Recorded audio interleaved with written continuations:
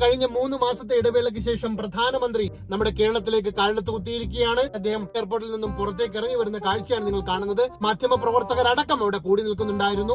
അതിന്റെ കൂടെ തന്നെ കഴിഞ്ഞ 3 മാസമായി അദ്ദേഹത്തിന്റെ കാര്യങ്ങളൊക്കെ സോഷ്യൽ മീഡിയയിലൂടെ പറഞ്ഞു തരുന്ന ബോഡി ഗാർഡ് കൂടി അദ്ദേഹത്തിന്റെ കൂടെ ഉണ്ടായിരുന്നു. ആ ബോഡി ഗാർഡിന്റെ ഏറ്റവും വലിയൊരു പ്രത്യേകത എന്ന് പറയുന്നത് പ്രധാനമന്ത്രി എന്തെങ്കിലും സംസാരിക്കണമെങ്കിൽ അത് ബോഡി ഗാർഡ് പറയണം. അതുപോലെ തന്നെ പ്രധാനമന്ത്രി ഒന്നും നടക്കണമെങ്കിൽ, പ്രധാനമന്ത്രി ഒന്ന് ചിരിക്കണമെങ്കിൽ, പ്രധാനമന്ത്രി ഒന്ന് ഇരിക്കണമെങ്കിൽ ഇതൊക്കെ പറഞ്ഞു കൊടുക്കുന്ന ആളാണ് ആ ബോഡി ഗാർഡ്. അത്രത്തോളം കഴിഞ്ഞ 3 മാസമായി പ്രധാനമന്ത്രിയുടെ എല്ലാ കാര്യങ്ങളും നോക്കി നടത്തുന്ന ഒരാൾ കൂടിയാണ് ഈ പറയുന്ന ബോഡി ഗാർഡ്. റോയ് ചാൻ അറിയോ ഇയാൾ ആരാണെന്ന്?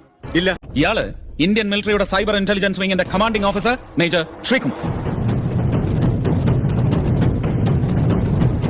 പ്രധാനമന്ത്രിക്ക് ഒരുപാട് കാര്യങ്ങൾ കേരളത്തിലെ ജനങ്ങളുമായി സംവദിക്കണമെന്നുണ്ടായിരുന്നു. പക്ഷെ അതിനൊക്കെ തടയിടുന്ന രൂപത്തിലായിരുന്നു ഈ ബോഡി ഗാർഡിന്റെ പ്രവർത്തനം നടന്നിരുന്നത്. 2-3 പ്രാവശ്യം മാധ്യമ പ്രവർത്തകരുടെ അടുത്തേക്ക് തന്റെ കാര്യങ്ങൾ പറയാൻ വേണ്ടി പ്രധാനമന്ത്രി വരികയും ആ സമയത്ത് ബോഡി ഗാർഡ് ഇതുപോലെ തടയുകയും ചെയ്തു. പ്രധാനമന്ത്രിക്ക് ഏറെ ആകുലത ഉണ്ടാക്കിയ ഒരു സംഭവം എന്ന് പറയുന്നത് അദ്ദേഹത്തിനെ ഒന്ന് നേരിൽ കാണാൻ വേണ്ടി അത്രത്തോളം ഒന്നും ജനങ്ങൾ എയർപോർട്ടിനകത്ത് തടിച്ചു കൂടിയില്ല എന്നുള്ളതാണ്. ആകെ അവിടെ അദ്ദേഹത്തെ കാണാനായി വന്ന 10-15 പേരിൽ 4-5 പേരാണ് അദ്ദേഹത്തെ നേരിൽ കാണുകയും മാലയിട്ട് കൊടുക്കുകയും കിരീടമൊക്കെ വെച്ച് അദ്ദേഹത്തെ സ്വീകരിക്കുകയും ചെയ്തത്. ഈ ഒരു കാര്യത്തിൽ മാധ്യമ പ്രവർത്തകരുടെ പക്ഷം എന്താണെന്ന് വെച്ചാൽ ബോഡി ഗാർഡിന്റെ ഏറ്റവും അടുത്ത ബന്ധുക്കളാണ് ഈ 4-5 പേർ എന്നുള്ളതാണ്.